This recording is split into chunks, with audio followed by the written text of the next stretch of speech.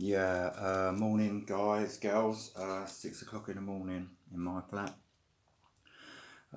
Just want to do a short video this morning, and it's going to be about the first time that I took crack cocaine.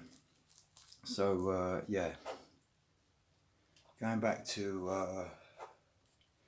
1989, 1990, I've been living in Wyndham Road and the flats there in Camberwell, and I was just moving back to Carshalton there, and I was hanging around with a mate of mine called Nicky and another mate called Shane, and what it was, we'd been doing, I'd been getting them some checkbook and cards, and we was going around all the freshers off licences around Sutton, Carshalton, all around that way, and obviously buying stuff with the stolen books and cards, kiting, buying loads of drinks and bottles of drinks and cartons of cigarettes, and then selling them on to buy drugs with the money.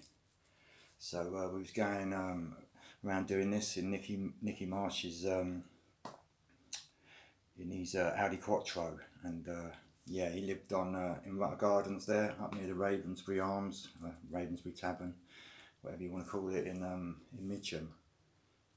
So so this time we'd done that, and me, Nicky and Shane had gone off with his own money after we'd sold everything, and I went back to Nicky's mum's house where he lived in Rutter Gardens, and he said that we was just about to do some brown, and we were both injecting at the time.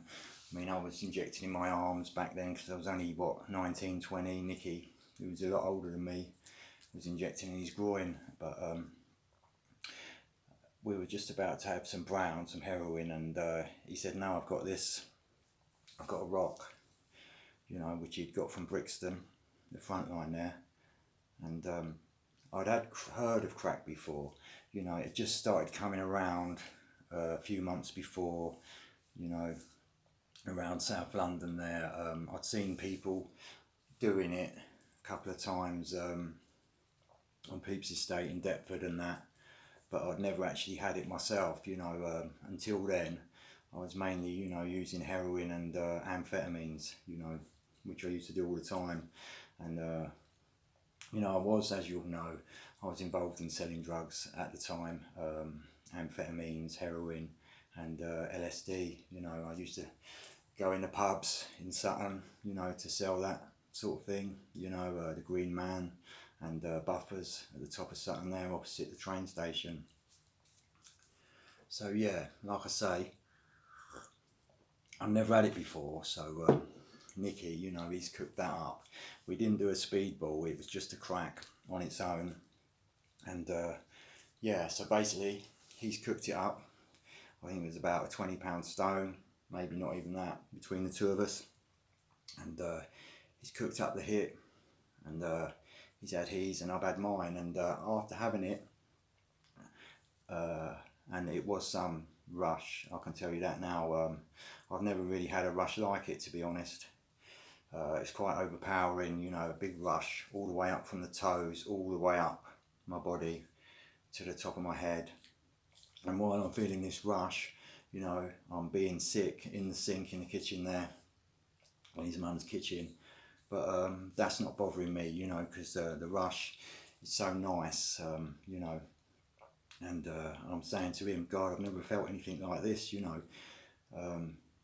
so yeah, the rush that lasted for 30 seconds, and after that, me and him were chatting away, coked out of our heads obviously on the crack, and chatting away for a few minutes, and then we had a hit of brown afterwards.